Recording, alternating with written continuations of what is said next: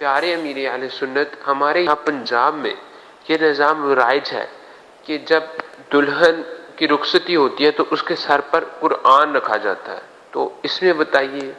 کیا یہ رکھنا جائز ہے یا ناجائز؟ قرآن کریم اگر برکت کے لیے تو ہم بھی رکھتے ہیں، مسجد میں بھی لوگ چومتے ہیں، سر پہ رکھتے ہیں، سینے سے لگاتے ہیں،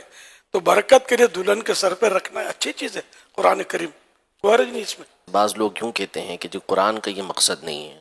قرآن کا مقصد تو تھا کہ اس کو پڑھا جاتا، اسے سمجھا جاتا اور اس پر عمل کیا جاتا، تو یہ اس کے مقصد میں سے ہے۔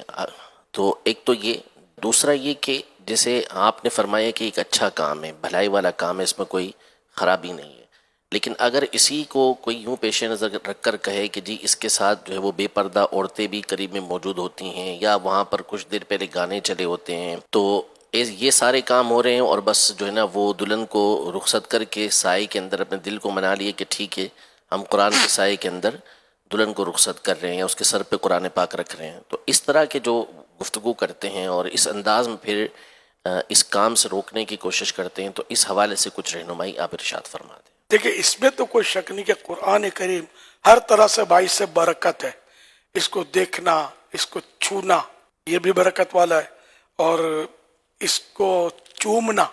حضرت فاروق اعظم وغیرہ رضی اللہ عنہ سے ثابت ہے، صحابہ کرام سے، تو آنکھوں سے کوئی لگائے تو سر پہ رکھے، سینے سے لگائے، تو یہ سب کیا ایک احترام کے انداز ہے جو مسلمانوں میں رائج ہے اور پرانے رائج ہے۔ اب کوئی مزید بھی احترام کا طریقہ نکلتا ہے تو شریعت کے خلاف نہیں ہے تو روکا اس سے بھی جائے گا نہیں، درست ہوگا۔ یوں مطلب قرآن کریم میں ہے تو برکت، شفاء للناس، اس میں لوگوں کے لیے شفا ہے، یہ بھی ہے، اور بے شک اس کو پڑھنا بھی چاہیے، اس کو عمل بھی اس پہ کرنا چاہیے، اس سے تو کوئی بھی انکار نہیں کر سکتا، تو ہے ہمارا قرآن کریم تو رہنما ہے۔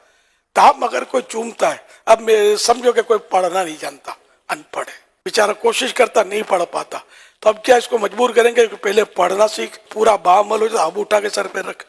یہ تو نہیں کہا جائے گا ذرا۔ اب رکھ کے اگر معاذ اللہ وہاں کوئی ڈھول ڈھمک کے بج رہے ہیں تو یہ تو عام طور پہ مسلمان ایسے موقع پر تو احترام کرتا گیا، اذان بھی ہوتی ہے تو اس طرح کی چیزوں کو بند کر دیتے ہیں، کام اچھا ہی ہے۔ تو واقعی اس پہ اگر کوئی معاذ اللہ میوزک کا سلسلہ ہے، ڈھول بج رہے، تو یہ تو بند کرنا چاہیے،